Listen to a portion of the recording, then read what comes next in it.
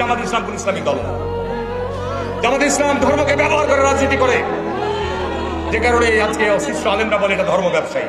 ওরা আমাদের বলে আমরা নাকি ধর্মের নামে রাজনীতি করি, বলে না আমরা নাকি ধর্মের নামে রাজনীতি করি।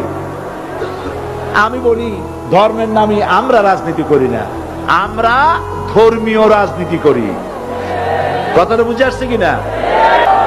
ধর্মের নামে রাজনীতি নয়, আমরা ধর্মীয় রাজনীতি করি।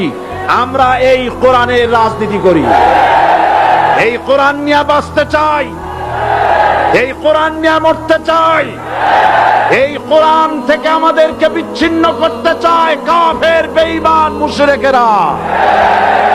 ও আমার জাতি, কোরআন থেকে যারা বিচ্ছিন্ন করতে চায়, তোমরা কি তাদের বিরুদ্ধে জিহাদের জন্য প্রস্তুত থাকবে?